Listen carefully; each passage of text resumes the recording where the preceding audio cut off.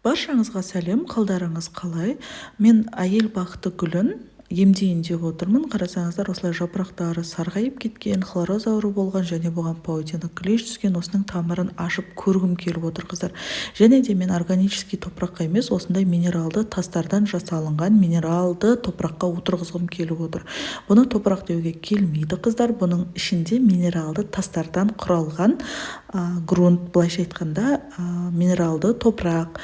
Осылай ішінде барлық қоспасы бар: циолит, диатомит деген сияқты, перлит, вермикулит, древесный уголь тамырын шірітпеу үшін, егерде тамыры шіріп бактериалды аурулар болып жатқан болса, онда тамырын залалсыздандырып тұрады деген сияқты.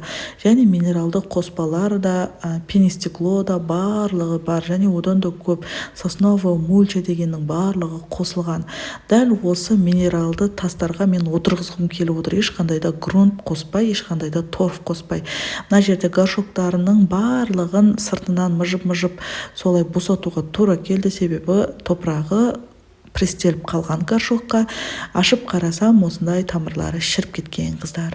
Көп қыздардың сұрағы маған келетін: женский счастье, әйел бақыты гүлін өсіре алмаймыз, осылай тамыры шіріп кетіп жатыр деп маған сұрақ келеді. Негізінде, қыздар, әйел бақыты гүліне арнайы слабокислый топырақ дайындалады.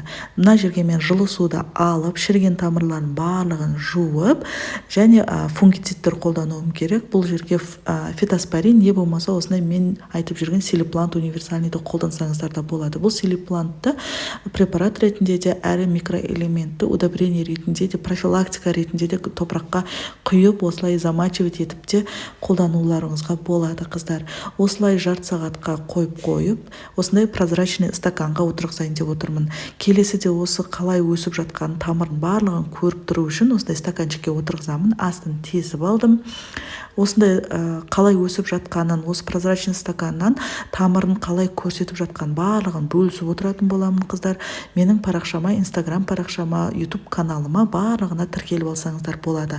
Мен төменге ссылкаларын қалдырып кетемін. Және тағы бір айта өтетін мәселе, қыздар, мен тикток канал аштым жаңадан.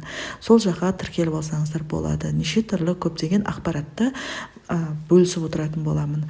Және осындай цирконды жарты литр суға 2-3 тамшысын тамызып, стресстен шығару үшін цирконды шашып және топырағына құямын, қыздар. Осындай минералды топырақтарға заказ берсеңіздер де болады, қыздар. Мен тек қана осындай минералды топырақпен жасалынған минералды заттар қосылғанда осындай бір пакетигін заказ беріп алдырсаңыздар болады. Оған кәдімгі универсальный топыраққа араластырып отырғызсаңыздар, гүлдердің дайын қоспасы болып шығады, қыздар. Дайын қоспаны алу үшін WhatsApp-қа жазсаңыздар болады. Мен төменге номерімді қалдырып кетемін.